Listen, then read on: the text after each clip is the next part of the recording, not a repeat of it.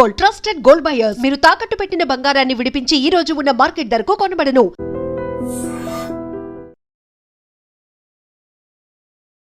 నమస్తే గురుగారు. వాగర్థావివ సంపృక్తౌ వాగర్థ ప్రతిపత్తయే జగతః పితరౌ వందే పార్వతీ పరమేశ్వరౌ. ఆదిత్యాయ చ సోమాయ మంగళాయ బుధాయ చ గురుశుక్రశనిభ్యశ్చరాహవే కేతవే నమః. శృంగేరి జగద్గురు పీఠాధిపతులకి, కంచి పీఠాధిపతులకి నమస్కారములు తెలియచేసుకుంటూ కార్యక్రమాన్ని ప్రారంభిద్దాం. గురుగారు, ఆగస్టు 12వ తారీఖు సంపూర్ణ సూర్యగ్రహణంతో పాటుగా అమావాస్య కూడా ఉంది కదా, భారతదేశానికి వర్తిస్తుందా గురుగారు ఈ గ్రహణం? ఈ యొక్క ఆగస్టు 12వ తారీఖు రోజున ఏర్పడేటువంటి గ్రహణం మన భారతదేశంలో కనిపించదు. కనిపించినటువంటి గ్రహణానికి ఆచారాలు, నియమాలు అంటే పట్టు విడుపు స్నానాలు, దేవాలయాలు మూసివేయడాలు, తదనంతరం ఇల్లు కడుక్కోవడాలు, దేవాలయాలను శుద్ధి చేసుకోవడాలు, భోజన పదార్థాలు తినకూడదు, గర్భవతులకు నియమాలు, పెద్దవాళ్ళకి, పిల్లలకి ఇటువంటివి ఏవీ మనకు వర్తించదు. ఎందుకనంటే ఇది విదేశాల్లో ఏర్పడుతుంది. పైగా మన భారతదేశ కాలమానానికి కనుక సమయం అన్వయించుకుంటే రాత్రి 9:46 నుంచి మధ్యరాత్రి 1:26 వరకు సుదీర్ఘంగా సాగేటువంటి కాలం మన భారతదేశంలో ఈ సమయంలో మనకు కనిపిస్తుంది. విదేశాల్లో మాత్రం ఉదయం పూట ఈ సూర్యగ్రహణ ప్రభావం అనేటువంటిది ఉంటుందని చెప్పవచ్చమ్మా. సో మరి ఏ దేశాలకి వర్తిస్తుంది గురుగారు సంపూర్ణ సూర్యగ్రహణం? ప్రధానంగా ఈ యొక్క సంపూర్ణ సూర్యగ్రహణ ప్రభావము యూకే, బ్రిటన్ సంబంధించి, అలాగే స్పెయిన్, తర్వాత మొరాకో, ఆస్ట్రియా, రష్యా, ఉక్రెయిన్లో సంపూర్ణ సూర్యగ్రహణం, తర్వాత పాక్షికముగా సూర్యగ్రహణం ఉంటుంది నార్త్ అమెరికా, కెనడాలో ఈ యొక్క సూర్యగ్రహణ ప్రభావం కనిపిస్తుంది. అయితే ఈ యొక్క గ్రహణ ప్రభావం వలన చాలామంది అనుకునేటువంటిది ఏంటంటే ఆకాశంలో సూర్యుడు, చంద్రుడు ఉదయం అస్తమించడం ఎలా ఉందో గ్రహణంలో కూడా అలాగే ఉంటాయి, పెద్ద ఏమీ మార్పులు ఉండవు, దీనికి అనవసరంగా ఈ ఇండియన్స్, బ్యాడ్ ఇండియన్స్ అనవసరంగా మూఢ నమ్మకాలు ఆపాదించి దీన్ని హైలైట్ చేసి చెప్తారు అని అంటారు. కానీ వాస్తవానికి మన భారత హిందూ ధర్మంలో మహర్షులు ఎంతో గొప్పగా సైన్స్ రీసెర్చ్ చేసి గ్రహణానికి, ప్రకృతి విపత్తులకి సంబంధాలు ఉన్నాయి, అలాగే ప్రపంచవ్యాప్తంగా జరిగే దుస్సంఘటనలకి సూచించే విధంగా ఈ గ్రహణాలు ఉంటాయని చెప్పేసి మనకు చెప్పడం జరిగింది. అందుకని మీరు గమనించుకున్నట్లయితే స్పెయిన్లో ఏర్పడుతుంది, అలాగే ఈ సంబంధించినటువంటి మొరాకోలో కూడా ఈ గ్రహణం కనిపిస్తుంది. కాబట్టే మొరాకో గవర్నమెంట్ సుప్రీంకోర్టు జడ్జిమెంట్ ఇవ్వడము, బాగా కరుడుగట్టిన నేరస్తుని ఒక్కసారి వదిలిపెట్టడం, స్పెయిన్లో ఆకస్మికంగా 60,000 మంది చొరబడ్డారు. మరి ఇది గ్రహణానికి కొద్ది రోజుల ముందు ఎందుకు జరగాలి? ఎప్పుడో జరగాలి కదా. మరి తీర్పు ఇప్పుడే రావడము, 60,000 మంది మొత్తం మాస్ అటాక్ అనేటువంటిది గ్రహణానికి ముందుకు ఎందుకు జరగాలి? లింక్ ఉంటుంది. దాదాపు అందరు వెళ్ళిపోయారు, 30,000 మంది వెళ్ళిపోయారు, ఇంకా 30,000 మంది అక్కడే తిష్ట వేసుకున్నారు కదా. ఆ స్పెయిన్ దేశంలో మొత్తం వినాశనమే కదా ఈ అక్రమ చొరబాట్ల వల్ల, నష్టం ఇది. అంతేకాకుండా ప్రకృతి విపత్తులు అనేటువంటివి ఖచ్చితంగా జరగబోతాయమ్మా. భూకంపాలు కానీ, అగ్నిపర్వతాలు బ్రద్దలవడం కానీ, సునామీ హెచ్చరికలు కానీ, తీవ్రవాద దుశ్చర్యలు కానీ, లేకపోతే ఇంకా చెప్పాలి అని అంటే అనేక విధాలుగా ఒకే రోజున ఎక్కువ సంఖ్యలో మరణాలు సంభవించడం కానీ జరుగుతాయి. అలాగే వాయు ప్రమాదాలు, విమాన ప్రమాదాలు, రైలు ప్రమాదాలు కూడా జరుగుతాయి. దీనికేమి మన భారతదేశంలో కనిపించినంత మాత్రాన భారతదేశం ఏమీ తీసిపోదు, ఖచ్చితంగా ఉంటుంది. ఎందుకంటే మన భారతదేశానికి వృషభ లగ్నంలో స్వతంత్రం వస్తే తృతీయమైనటువంటి ఈ యొక్క కర్కాటక రాశిలో ఏర్పడుతున్నటువంటి కారణం చేత ఇరుగు పొరుగు దేశాలతో సంబంధ బాంధవ్యాలు దెబ్బతింటాయి, తీవ్రవాద హెచ్చరికలు బాగా ఎక్కువగా అవుతాయి. ముఖ్యంగా బీజేపీ గవర్నమెంట్కి ఈ యొక్క ఆగస్టు, సెప్టెంబర్, అక్టోబర్ వరకు కూడా విషమ పరీక్షలు ఎదుర్కోవాల్సిన పరిస్థితి వస్తుంది. పైగా మోడీ జాతకం ప్రకారము సెప్టెంబర్ 4వ తారీఖు వరకు కూడాను అనుకూలంగా లేదు. కాబట్టి ఏదైనా కానీ పెద్ద ఎత్తున మాస్ హెసిటేషన్ అనేటువంటిది కూడా ఏర్పడే అవకాశం ఉంటుంది. ఒక ముఖ్యమంత్రి లేదా ప్రధానమైనటువంటి మంత్రివర్గంలో ఉన్న వ్యక్తి కావచ్చు, లేదా ఉన్నతమైనటువంటి పదవి ఉన్నటువంటి వ్యక్తులు కావచ్చు, వాళ్ళు చేసినటువంటి పనుల వల్ల లేదా వాళ్ళు మాట్లాడినటువంటి మాటల వల్ల ప్రజల్లో ఎక్కువగా ఆగ్రహ జ్వాలలు చెలరేగి మళ్ళీ ఈ యొక్క సంబంధించినటువంటి ఈ కాక్రోచ్ పార్టీ వాళ్ళు చేశారు కదా, అట్లాంటి తీవ్ర నిరసనలు కూడా మళ్ళీ భవిష్యత్తులో మన భారతదేశంలో వచ్చే 2-3 నెలల్లో ఏర్పడేటువంటి అవకాశాలు కూడా ఉన్నాయమ్మా. అంతేకాకుండా చుట్టుపక్కల పాకిస్తాన్ మరియు చైనా దేశాలన్నీ కూడాను మనల్ని అలర్ట్ చేసేసాయి. తీవ్రవాదంగా దాదాపుగా యుద్ధం వచ్చేంతగా సంఘటనలు కూడా చోటు చేసుకుంటాయని చెప్పడంలో ఏమాత్రం సందేహం లేదు. అలాగే ఈ రాజకీయ అనిశ్చితి అనేటువంటిది కూడా ఉంటుంది.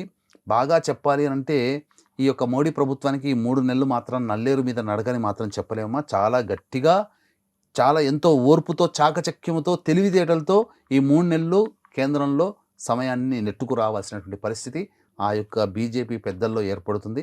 కాబట్టి ఏదైనప్పటికీ కూడాను ప్రజల్లో వ్యతిరేకత అనేటువంటిది ఎక్కువ మొత్తము బీజేపీ ప్రభుత్వం ఎదుర్కొనేటువంటి అవకాశం కూడా ఉందని చెప్పవచ్చమ్మా. గురుగారు, మరి ఏ రాశుల మీద ఈ ప్రభావం కనబడబోతోంది గ్రహణానికి సంబంధించి? ప్రధానంగా ఈ యొక్క కర్కాటక రాశి ఆశ్లేష నక్షత్రంలో ఏర్పడుతున్నటువంటి గ్రహణ ప్రభావము ప్రధానంగా మేష, మిథున, కర్కాటక, సింహ, తుల, వృశ్చిక, ధనస్సు, మకర, మీన రాశుల్లో జన్మించినటువంటి వారికి ఈ గ్రహణ ప్రభావం అనేటువంటిది ఉంటుంది. అంటే ఈ గ్రహణ ప్రభావం వల్ల ఎవరు కూడా ప్యానిక్ అవ్వాల్సిన భయం లేదు, భయపడాల్సినటువంటి అవసరం కూడా లేదు. ఎందుకంటే ప్రపంచవ్యాప్తంగా ఈ చెప్పినటువంటి రాశుల్లో జన్మించినటువంటి వారికి మాత్రము కాస్త ఇబ్బందికర పరిస్థితులు ఎదురవుతాయి. ఉదాహరణకి ఏదైనా వ్యాపారం కానీ, ఉద్యోగం కానీ, ఏదైనా కానీ చేస్తున్నారు, ఒక 50 రూపాయలు నష్టపోవాలని మనకు రాసిపెట్టి ఉంటే 100 రూపాయలు నష్టపోయే అవకాశం ఉంటుంది, లేదా 70 రూపాయలు. అట్లా చిన్న దెబ్బ తగిలే అవకాశం ఈ 3 నెలల్లో ఉంటే, ఈ 3 నెలల్లో ఈ గ్రహణ ప్రభావంలో చెప్పినటువంటి రాశుల వారికి కొద్దిగా ఎక్కువ పెద్ద మొత్తంలో ఎఫెక్ట్ పడుతుంది. ఒకరి చేత మాట పడాల్సి వస్తే 10 మంది చేత మాట పడాల్సినట్టు వస్తుంది. మనకు ఈ 3 నెలల్లో ఏదో 1-2 సార్లు ఉద్యోగంలో ఇబ్బందులు అనేటువంటి ఉంటే తరచూ ఉద్యోగంలో ఇబ్బందులు అనేటువంటి ఎదుర్కొనే అవకాశం ఉంటుంది ఈ చెప్పినటువంటి రాశుల్లో జన్మించినటువంటి వాళ్ళు. కాబట్టి ఈ రాశుల్లో జన్మించినటువంటి వాళ్ళు కాస్త పరిహారాలు అనేటువంటి పాటించుకుంటే చాలా మంచిది. దీన్ని దృష్టిలో పెట్టుకుని మన పీఠం ఆధ్వర్యంలో కుక్కి సుబ్రహ్మణ్య క్షేత్రంలో ఈ మేష, మిథున, కర్కాటక, సింహ, తుల, వృశ్చిక, ధనస్సు, మకర, మీన రాశుల్లో జన్మించిన వారికి గ్రహణ దోష నివారణ పూజల హోమాలు, అలాగే ఎలాగో సర్పక్షేత్రంలో వెళ్తున్నాం కాబట్టి కుజగ్రహ ప్రభావం వలన విద్యా సమస్యలు, దాంపత్య సమస్యలు, వివాహ సమస్యలు, సంతాన సమస్యలు, అనారోగ్య సమస్యలు, మరియు సొంత ఇంటి కల నెరవేరకపోవడము, కోర్టు సమస్యలు, శత్రు సమస్యలు, కాలసర్పదోషము ఇలాంటివి, అలాగే సర్పదోషములు, రాహుకేతు దోషాలన్నీ కూడాను ఏర్పడతాయి. కాబట్టి ఈ చెప్పిన దోష నివారణకి పూజలు హోమాలతో పాటుగా శని ప్రస్తుతం వక్రీకరించి 12 రాశుల వారికి అనుకూలంగా లేని కారణం చేత ఈ యొక్క శని దోష నివారణ పూజలు కూడా జరిపించి పూజ చేసిన కరుంగలి మాల ఇవ్వడం జరుగుతుంది. అవకాశం ఉన్నటువంటి వాళ్ళు 12వ తారీఖు రాత్రి 8 గంటల లోపల స్క్రీన్పై కనిపిస్తున్న నెంబర్కి కాంటాక్ట్ చేసి గోత్రనామాదులు నమోదు చేసుకోవచ్చు. అలాగే ప్రధానంగా గమనించుకున్నట్లయితే మేషరాశి వారికి సంబంధించి చతుర్థ క్షేత్రంలో గ్రహణం ఏర్పడుతున్నటువంటి కారణం చేత వాహన ప్రమాదములు జరిగే అవకాశం ఉంటుంది. తల్లిగారి ఆరోగ్యం పట్ల శ్రద్ధ వహించాలి. అలాగే ఇంట్లో మరమ్మతులకు ఎక్కువగా ఖర్చులు ఆకస్మికంగా ఎక్కువగా అవుతాయి. అంతేకాకుండా ప్రధానంగా ఇల్లు మారాల్సినటువంటి పరిస్థితి ఏర్పడుతుంది. ఏదైనా ఫిక్స్డ్ అసెట్ అనేటువంటిది మనం కోల్పోవాల్సినటువంటి పరిస్థితి, అనగా వాహనం కావచ్చు, ఏదైనా ఆస్తి కావచ్చు, ఏదైనా కానీ కోల్పోయే అవకాశం ఉంటుంది. మనశ్శాంతి అనేటువంటిది ఉండదమ్మా. ఇక వృషభ రాశి వారికి మాత్రం చాలా అనుకూలంగా ఉండబోతుంది. సంఘంలో పేరు ప్రతిష్టలు పొందిన వ్యక్తుల యొక్క పరిచయ ప్రభావం ఉండడం, అనుకున్నటువంటి పనులన్నీ కూడాను అందరి సహాయ సహకారాలతో చక్కగా పూర్తి చేసుకోవడం అనేటువంటి జరుగుతుంది. రాని బాకీలు వసూలవుతాయి. ధనాదాయం కూడా చాలా చక్కగా ఉంటుందని చెప్పవచ్చు. ఇక సోదర సోదరిమణులతో అనుబంధాలు బాగా పెరుగుతాయి. కొత్త వాళ్ళు పరిచయం అవుతారు. జీవితం అభివృద్ధి ఉంటుంది. ఇంకా 3 నెలల వరకు ఆనందంగా జీవిస్తారని చెప్పవచ్చు. ఇక మిథున రాశిలో జన్మించినటువంటి వారికి కుటుంబ స్థానంలోనే ఏర్పడుతున్నటువంటి కారణం చేత కుటుంబ సభ్యుల మధ్య అవగాహన లోపం అనేటువంటిది ఉంటుంది. తద్వారా వాగ్వివాదాలు జరుగుతాయి. అంతేకాకుండా మనస్సు ప్రశాంతంగా ఉండదు. కంటికి సంబంధించినటువంటి ఇబ్బందులు అనేటువంటి ఎదురయ్యే అవకాశాలు ఉంటాయి. అలాగే ధనము బాగా నష్టపోయేటువంటి అవకాశం ఉంటుంది. అలాగే మానసికమైనటువంటి ఆందోళన అధికంగా ఉంటుంది. ఇక్కడ ప్రధానంగా మనస్సు పరిపరి విధాలుగా బాధగా ఉండేటువంటి అవకాశం ఉంది. కాబట్టి జాగ్రత్తలు పాటించాలి. ఇక కర్కాటక రాశి విషయానికి వస్తే కర్కాటక రాశిలోనే ఏర్పడుతున్నట్టు ఈ కారణం చేత ఎదుటి వాళ్ళతో ఎవరితో మనం కలిసి పనిచేస్తున్నామో, భార్య కావచ్చు లేదా భాగస్వామి, వ్యాపార భాగస్వామి కావచ్చు, వాళ్ళతో సత్సంబంధాలుగా ఎక్కువగా ఉండాలి. ఎందుకంటే సమస్యలు పెరిగేటువంటి అవకాశం ఉంటుంది. అనవసరమైనటువంటి అపోహలతో బాంధవ్యాల్ని దూరం చేసుకోవాల్సినటువంటి పరిస్థితి ఏర్పడుతుంది. అంతేకాకుండా ప్రధానంగా ఎదుటి వాళ్ళ సహాయ సహకారాలు లేకపోవడము, ప్రతి పని ఆలస్యంగా ఉండడము, ఏ పని చేయాలన్న ఆసక్తి లేకపోవడం, ఇలాంటిది కర్కాటక రాశిలో జన్మించినటువంటి వారికి ఏర్పడబోతుంది. అలాగే సింహరాశిలో జన్మించినటువంటి వారికి ప్రధానంగా ఈ గ్రహణ ప్రభావం వలన అనవసరమైన ఖర్చులు ఎక్కువగా ఉంటాయి. సరిగ్గా నిద్ర పట్టకపోవడము, అకాలమైనటువంటి ప్రయాణాలు చేయాల్సినటువంటి రావడం, శత్రు సమస్యలు పెరగడము, చిన్నపాటి అనారోగ్య సమస్యలు రావడము, అలాగే అప్పులు చేయాల్సి రావడము, అప్పులు ఇచ్చిన వాళ్ళు తిరిగి డబ్బులు ఇవ్వలేకపోవడము, మనము చేయలేనటువంటి పనికి అపనిందలు పాలవడము సింహరాశి వారికి ఏర్పడే అవకాశం ఉంటుంది. ఇక కన్యా రాశి వారికి చూసుకున్నట్లయితే అన్ని విధాలుగా అనుకూలంగా ఉండేటువంటి సమయము. ఏ ప్రయత్నం చేసినా అన్ని విధాలుగా లాభదాయకంగా ఉంటుంది. వృత్తి, ఉద్యోగ, వ్యాపారాల్లో అభివృద్ధి అనేటువంటిది ఉంటుంది. మనస్సుతో అనగా తెలివితో, బుద్ధితో ఆలోచన చేసేటువంటి పనులన్నీ కూడాను సానుకూలంగా ఉంటాయి. స్టాక్స్లో పెట్టుబడి పెట్టిన, ఫైనాన్స్ రంగంలో ఉన్నటువంటి వాళ్ళకి అమితమైన లాభాలు కూడా వచ్చే అవకాశం ఉంది. మొత్తం మీద కన్యా రాశి వారికి చాలా అనుకూలంగా ఈ గ్రహణ ప్రభావం అనేటువంటిది ఉంటుందని చెప్పవచ్చు. ఇక తులారాశి వారికి సంబంధించి చూసుకున్నట్లయితే ప్రధానంగా గృహంలో ప్రధానంగా మానసికమైనటువంటి అశాంతి ఉంటుంది. చేస్తున్న వృత్తి ఉద్యోగాల్లో వ్యాపారాల్లో అనిశ్చితి నెలకొంటుంది. అనుకున్నటువంటి పనులు సకాలంలో పూర్తి కాలేకపోవడము, అలాగే పెద్దవాళ్ళ యొక్క సహాయ సహకారం లభించకపోవడము, కాస్త చేపట్టినటువంటి ప్రతి పని ఆటంకాలతో ముగుస్తుండడము, అలాగే మంచి పేరు సంపాదించుకున్నప్పటికీ గ్రహణ ప్రభావంలో కొన్నిసార్లు చెడ్డ పేరు తెచ్చుకోవాల్సినటువంటి పరిస్థితి మన ప్రమేయం లేకుండానే జరగడం అనేటువంటిది ఈ యొక్క తులారాశిలో జన్మించినటువంటి వారికి ఉంటుంది. అయితే కొంతమందికి జాతకరీత్యా కొంత మిగతా గ్రహాలు అనుకూలంగా ఉన్నటువంటి కారణం చేత ఈ తులారాశి వారికి చాలా మటుకు మంచి జరిగే అవకాశం ఉంది. వాహన మార్పు, గృహ మార్పు కనబడుతుంది. ఇక వృశ్చిక రాశిలో జన్మించినటువంటి వారికి ప్రధానంగా గమనించుకున్నట్లయితే విదేశీయానం, విదేశీ విద్యకు సంబంధించి చేయు ప్రయత్నాల్లో ఆటంకాలు అనేటువంటివి ఉంటాయి. ఇతరుల సహాయ సహకారాలు లభించకపోవడం, కాస్త ఇబ్బందిగా ఉండడము, సోదర సోదరిమణులతో విభేదాలు రావడము, అలాగే ప్రధానంగా ఎవరైతే మనకు సహాయ సహకారాలు అందిస్తారో వాళ్ళు దూరంగా ఉండడం అనేటువంటిది జరగడం, అలాగే తండ్రి గారి ఆరోగ్యం పట్ల శ్రద్ధ వహించాల్సినటువంటి పరిస్థితి రావడం, చేస్తున్నటువంటి పని మరలా చేయడం వల్ల ఇబ్బందులు జరగడము, అలాగే దేవతానుగ్రహం సంపాదించుకోలేకపోవడం ఇలాంటివి జరుగుతాయి. తద్వారా ఇబ్బందికర పరిస్థితులు అనేటివి ఉంటాయి. ఇక ధనుస్సు రాశిలో జన్మించినటువంటి వారికి అనారోగ్య సమస్యలు కాస్త వచ్చే అవకాశం ఉంటుంది. అంతేకాకుండా ప్రధానంగా పెద్దల యొక్క ఆగ్రహానికి గురయ్యేటువంటి అవకాశం ఉంటుంది. ఎవరికి చెప్పుకోలేకుండా ఎలోన్గా ఉండాల్సినటువంటి పరిస్థితి. అంతేకాకుండా ధన నష్టం జరుగుతుంది. కుటుంబంలో ప్రశాంతత ఉండదు. కుటుంబ సభ్యులతో వాగ్వివాదాలు జరిగేటువంటి అవకాశం గోచరమవుతుంది. ముఖ్యంగా మనస్సు ప్రశాంతంగా ఉండదని చెప్పవచ్చు. ఇక మకర రాశిలో జన్మించినటువంటి వారికి జీవిత భాగస్వామి లేదా వ్యాపార భాగస్వామితో కొంత ఇబ్బందికర పరిస్థితులు ఎదురయ్యే అవకాశం గోచరమవుతుంది. మనస్సు ప్రశాంతంగా ఉండదు. అలాగే చేపట్టినటువంటి పనులన్నీ కూడాను ఆలస్యంగా ముగుస్తుంటాయి. బద్ధకముతో ఏ పనులు పూర్తి చేయలేకపోతారు. ప్రతిదీ పోస్ట్పోన్ చేసుకునేటువంటి అవకాశం ఉంటుంది. అలాగే ఎవరైనా కానీ అంది వచ్చినటువంటి అవకాశాన్ని వినియోగించుకోలేక ఈ మకర రాశి వాళ్ళు ఇబ్బంది పడతారని చెప్పవచ్చు. ఇక కుంభరాశిలో జన్మించినటువంటి వారికి అయితే ప్రధానంగా గమనించుకున్నట్లయితే చక్కటి అవకాశాలు అనేటువంటివి ఉంటాయి. శత్రుజయం ఉంటుంది. కోర్టు సమస్యలు, వివాదాల్లో అపజయం కాకుండా విజయాన్ని పొందుతారు వీళ్ళు కుంభరాశిలో జన్మించినటువంటి వాళ్ళు. అంతేకాకుండా విదేశీయానం, విదేశీ విద్యకు సంబంధించి చేసే ప్రయత్నాలన్నీ కూడా కొలిక్కి వస్తాయి. రాని బాకీలు వసూలు అవుతాయి. అన్ని విధాలుగా బాగుంటుంది. శయ్యా సౌఖ్యం అనేటువంటిది కలుగుతుందని చెప్పవచ్చు. ఇక మీనరాశిలో జన్మించినటువంటి వారికి ప్రధానంగా నష్టపోయినాక వారు తలిచింది ఒకటైతే జరిగేది ఇంకొకటిగా ఉంటుంది. స్టాక్స్లలో, ఫైనాన్స్ రంగంలో ఉన్నటువంటి వాళ్ళకి ఏమాత్రం అనుకూలంగా కాదు. అలాగే లాభాన్ని ఆశించి చేసే ప్రతి ప్రయత్నం కూడాను నష్టాన్ని చేకూరుస్తుంది. ముఖ్యంగా జ్యేష్ఠ సోదరుడు, మేనమామతో సంబంధ బాంధవ్యాలు చెడిపోతాయి. తద్వారా ఇబ్బందికర పరిస్థితులు అనేటువంటివి ఉంటాయి. సంతానం మూలకంగా విభేదాల సమస్యలు, ఖర్చులు అనేటువంటివి ఉంటాయని చెప్పొచ్చు. తర్వాత చెప్పుకొచ్చేది ఏంటంటే మేష, మిథున, కర్కాటక, సింహ, తుల, వృశ్చిక, ధనస్సు, మకర, మీన రాశుల వాళ్ళకి కాస్త ఇబ్బందికర పరిస్థితులు. ఇట్లా అని చెప్పేసి ఇబ్బంది అని చెప్పి భయపడకుండా ఏదైనప్పటికీ కూడాను చిన్నగా సమస్య కొద్దిగా పెద్దగా కనిపిస్తుంది, పెద్దగా అవుతుంది. అంతే తప్ప కొద్ది నష్టము పెద్ద నష్టం అవుతుంది తప్ప జీవితం పెనంలోంచి పొయ్యిలో పడ్డట్టుగా, తలకిందులు అయిపోయేటట్టుగా, ఇక జీవితంలో ధనికుడు బీదవాడిగా అయిపోయేటట్టుగా ఏమీ ఉండదండి. ఈ 2-3 నెలల వరకు కూడా ఆగస్టు 12వ తారీఖు నాడు ఏర్పడుతుంది కాబట్టి సెప్టెంబర్, అక్టోబర్, నవంబర్ వరకు కాస్త ప్రయత్నాల్లో ఆటంకాలు ఉంటాయి. కాబట్టి దైవానుగ్రహాన్ని పొందే ప్రయత్నం ఖచ్చితంగా ఈ చెప్పినటువంటి రాశుల్లో జన్మించినటువంటి వారు ఖచ్చితంగా పొందక తప్పదు. కాబట్టి దీన్ని దృష్టిలో పెట్టుకొని ప్రధానంగా ఈ యొక్క ప్రేక్షకులందరూ కూడా ఈ యొక్క గ్రహణ సందర్భంగా దోషం ఉన్నది కాబట్టి అవకాశం గనక ఉంటే పోయేదేమీ లేదు, పెద్ద ఖర్చు అయ్యేటువంటిది ఏమీ లేదు. దగ్గరలోని శివాలయానికి 13వ తారీఖు రోజున చేరుకొని, ఎట్లాగో శ్రావణ మాసం ప్రారంభమవుతుంది, గురువారం కూడా విశేషంగా ఈశ్వరుడే గురుస్వరూపంలో ఉన్నాడు కాబట్టి శివాలయానికి చేరుకొని శివునికి అభిషేకము జరిపించి తదనంతరం అక్కడ బ్రాహ్మణుడికి గోధుమలు, అలాగే మినుములు, ఇవన్నీ కూడాను దానం చేయవచ్చమ్మా. అలాగే బియ్యం కూడా దానం చేయవచ్చు, ఇబ్బంది లేదు. ఇవన్నీ కూడా చేసుకుంటే చాలా మంచిదని చెప్పవచ్చమ్మా. రైట్ గురుగారు, ఎలాగో ద్వాదశ రాశుల వారి కోసం గ్రహణానికి సంబంధించి ఇటు గోకర్ణంలో కానీ అటు కుక్కే సుబ్రహ్మణ్య స్వామి క్షేత్రంలో కానీ మీరు ఎలాగో పూజలు నిర్వహిస్తున్నారు. అలా కాకుండా కూడా పర్సనల్గా కూడా శివాలయంలో దాన ధర్మాలు చేయండి, పూజలు అభిషేకాలు చేయండి అని మీరు ఎలాగో చెప్తున్నారు. ఇటు అమావాస్యకి సంబంధించి మరి ఏం చేయాలి గురుగారు? ఆషాఢ అమావాస్య కదా ఇది, మరి అమావాస్యకి సంబంధించి ప్రత్యేకమైన నియమాలు ఏమైనా పాటించాలి అని అంటారా?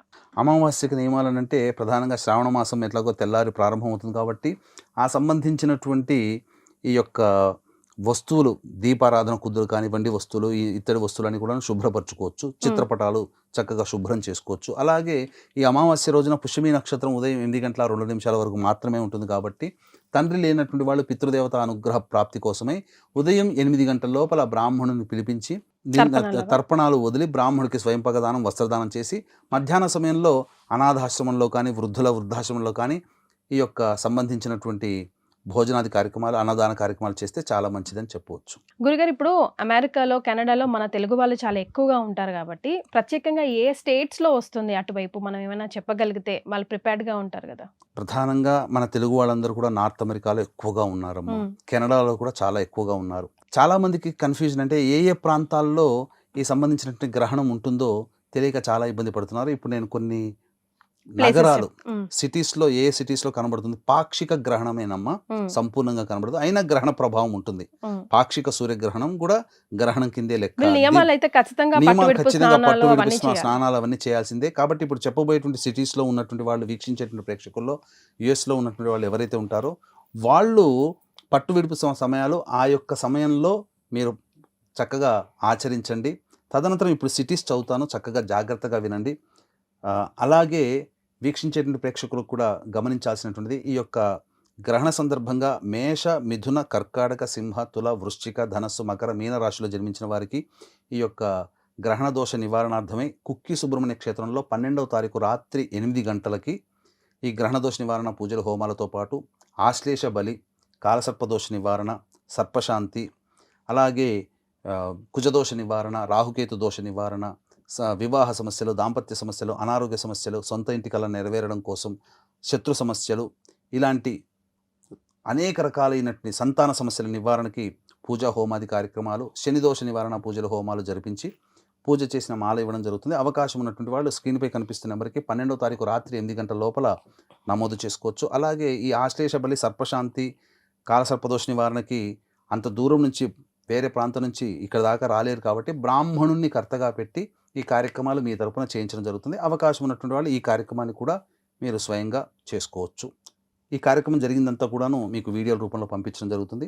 ఇప్పుడు నేను సిటీస్ చదువుతాను. ఈ సిటీస్లో మాత్రమే ఈ గ్రహణ ప్రభావం అనేటువంటిది ఉంటుంది, గమనించండి. యాంకరేజ్, అలస్కా, బ్యాంగోర్, మయానో, అలాగే బోస్టన్, అలాగే డెట్రాయిట్, మిచిగాన్ మరియు Alaska, New York city, Philadelphia, Portland, Washington DC మరియు అల్గేరియా, Barcelona Spain, Berlin, Morocco, ఐర్లాండ్లోని Dublin, కెనడాలో ఎడ్మంటన్ మరియు కెనడాలోనే హాలిఫాక్స్, అలాగే పోర్చుగల్లో లిస్బన్, ఇటలీలో మిలాన్, కెనడాలో మాంట్రియల్, కెనడాలో సెయింట్ జాన్స్ మరియు Saint Petersburg, కెనడాలోనే Toronto, Tunisia, ఆస్ట్రియాలో Vienna మరియు కెనడాలో విన్నిపెగ్. ఈ యొక్క ప్రాంతాలలో పాక్షిక సూర్యగ్రహణ ప్రభావం ఉంటుంది కాబట్టి మీరు ఆ యొక్క గూగుల్లో సెర్చ్ చేసుకుని ఏ టైంకి అక్కడ ఉంటుందో ఆ సమయానికి పట్టు విడుపు స్నానం అనేటువంటిది చేయాలి. ఇంట్లో ప్రతి పదార్థంలో గరికపోచ పెట్టాలి లేదా దర్భపోచ పెట్టాలి. గర్భవతులు ఆ యొక్క సమయంలో హ్యాపీగా నిద్రపోవచ్చు, బిగసు కూర్చోాల్సిన పని లేదు. వృద్ధులకి, పిల్లలకి ఆహార నియమాలు పాటించాల్సిన అవసరం లేదు. కానీ ఆ సమయంలో పెద్దవాళ్ళు ఎటువంటి ఆహారం తీసుకోకూడదు. తదనంతరం దేవాలయం అంతా ఆ సమయంలో మూసి ఉంచుతారు కాబట్టి ఆ సమయంలో ఇష్టదేవత ఆరాధన చేసుకోండి, చాలా మంచిదని చెప్పవచ్చు. గురుగారు, మరి స్పెషల్గా గ్రహణ సమయంలో ఆ దేశాల వారు ఎలాంటి దాన ధర్మాలు చేస్తే బాగుంటుందంటారండి? ప్రధానంగా ఇప్పుడు చెప్పినటువంటి ప్రాంతంలో ఉన్నటువంటి వాళ్ళు దగ్గరలోని దేవాలయానికి చేరుకొని, యుఎస్ఏ, కెనడాలో ఉంటారు కాబట్టి దగ్గరలోని దేవాలయానికి చేరుకొని గోధుమలు, బియ్యము, ఉలువలు, ఈ 3 ఎర్రటి వస్త్రము, తెలుపు వస్త్రము బ్రాహ్మడికి దానం చేసి, వారికి స్వయంపాక దానానికి సంబంధించి చేసి, వీలైతే ఆ దేవాలయంలో శివాభిషేకం జరిపించుకోండి. ఇవి చేసినట్లయితే చాలా మంచిది. అలాగే సూర్యబింబము మరియు సర్పబింబము కూడా అవకాశం ఉంటే దానం చేస్తే ఇంకా మంచిది. ఇవేవి చేసుకోలేకపోతే ఎలాగో కుక్కి సుబ్రహ్మణ్య క్షేత్రంలో ఈ గ్రహణ దోష నివారణ పూజలు, ఆశ్లేష బలి, సర్పశాంతి, కాలసర్పశాంతి ఇవన్నీ చేస్తున్నాం కాబట్టి ఇవి చేసుకోవచ్చు. ఆశ్లేష బలి, కాలసర్పదోష నివారణకి మాత్రం బ్రాహ్మణుని కర్తగా పెట్టి చేయించడం జరుగుతుందమ్మా. సో గ్రహణం ఏ దేశాల్లో ఉంది, ఆ దేశాల్లోని ఏ స్టేట్స్లో ఉంది, ఎలాంటి నియమాలు పాటించాలి గురుగారు కులంకుశంగా చెప్పారు. మీరు స్వయంగా చేసుకునే రెమెడీస్ లేదా గురుగారి ఆధ్వర్యంలో చేసుకోవాల్సినవి కూడా ఈ వీడియో ద్వారా తెలియజేశారు. అవన్నీ పాటించండి, మనకే మంచి జరుగుతుంది. ధన్యవాదాలు గురుగారు. సర్వం శ్రీ ఉమామహేశ్వర పరబ్రహ్మార్పణమస్తు.